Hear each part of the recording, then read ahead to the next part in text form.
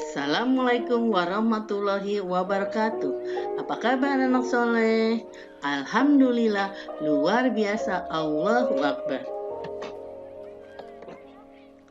Perkenalkan, nama ibu adalah Ibu Jui.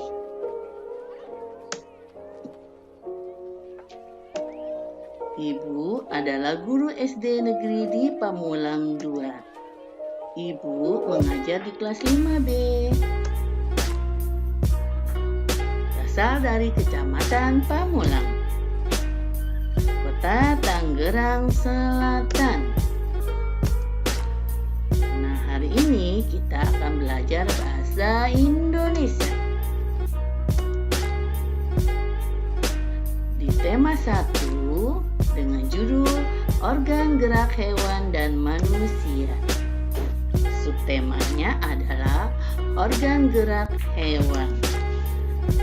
Kompetisi dasarnya 3.1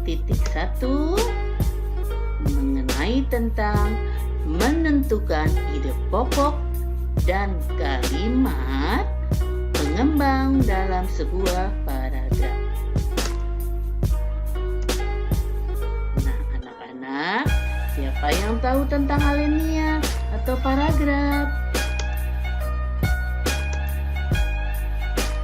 Paragraf adalah kumpulan dari sejumlah kalimat yang berisi tentang satu ide pokok atau gagasan utama.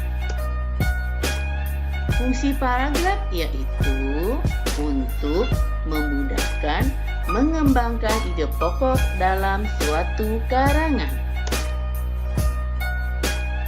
Nah, biasanya di dalam paragraf terdiri dari kalimat utama dan kalimat penjelas. Nah, anak-anak, apa sih kalimat utama itu?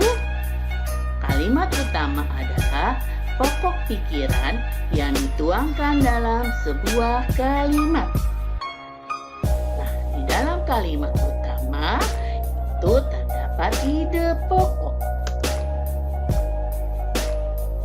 Apa sih yang dimaksud dengan kalimat penjelas, anak-anak? Nah, perlu kamu ketahui kalimat penjelas itu sama dengan kalimat pengembang, yaitu kalimat yang menjabarkan lebih rinci tentang inti atau ide pokok dari sebuah karangan.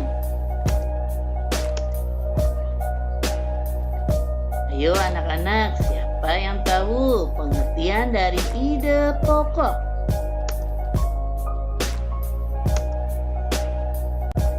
Ide pokok sama dengan pokok pikiran dan gagasan utama. Itu nama lainnya ya, jangan lupa. Nah, ide pokok itu adalah topik yang akan dibahas pada suatu teks bacaan atau karangan. Nah, anak-anak, untuk dapat menentukan ide pokok pada suatu teks, kita harus membaca dengan seksama secara keseluruhan. Setelah itu, carilah kalimat utama dari teks bacaan yang kita baca.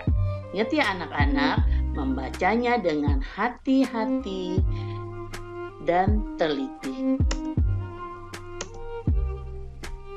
Nah, anak-anak, biasanya di dalam paragraf ide pokok itu terletak pada awal paragraf atau disebut dengan deduktif, akhir paragraf atau induktif,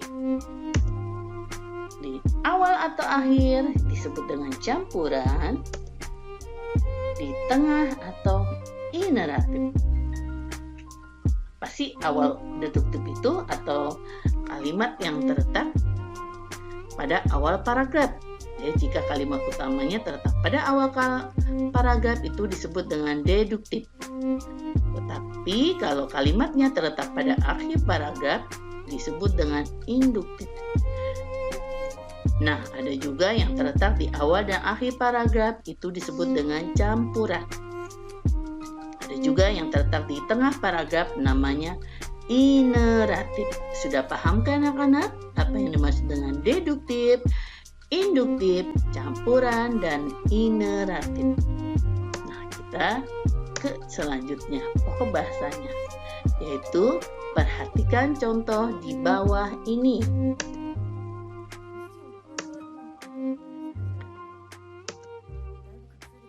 Ayo anak-anak, kita baca bareng-bareng paragraf bacaan yang terletak di papan tulis. Coba. Dalam tubuh manusia dan hewan terdapat tulang, rangka, dan otot. Kedua organ ini bekerja sama dalam menghasilkan gerak yang dilakukan tubuh. Tulang merupakan alat gerak pasif karena tulang tidak dapat melakukan gerakan tanpa adanya gerakan dari otot. Sebagai alat gerak aktif yang menempel pada tulang, otot menyebabkan tulang bergerak. Akan tetapi saat melakukan gerakan, tulang dan otot tidak bekerja sendiri, tetapi memerlukan bantuan sendi untuk membuat gerakan. Nah, anak-anak, mari sama-sama kita tentukan ide pokok dan kalimat penjelasnya. Nah, ini jawabannya. Sudah kita temukan ide pokoknya adalah alat gerak. Sedangkan kalimat utamanya terdapat pada manusia dan hewan vertebrata memiliki alat gerak. Dan terdapat berbagai kalimat penjelas. Di antaranya adalah alat gerak terdiri atas alat gerak pasif dan aktif. Kedua, kalimat penjelas yang kedua adalah alat gerak pasif adalah tulang. Yang ketiga adalah alat gerak aktif adalah otot yang menempel pada tulang. Yang keempat disebut sebagai alat gerak aktif karena ototlah yang menggerakkan tulang sehingga tulang dapat bergerak. Anak-anak, mari sama-sama kita buka buku tema satunya dengan seksama halaman 44 dan 45. Kemudian baca. Setelah itu, tentukan ide pokok dan kalimat pengembangnya. Dan kerjakan latihan halaman 45 nomor 1 dan nomor 1 sampai dengan nomor 5. Kesan dan pesan. Ya, Ibu sudah menulis kesan selama mengikuti pelatihan ini, yaitu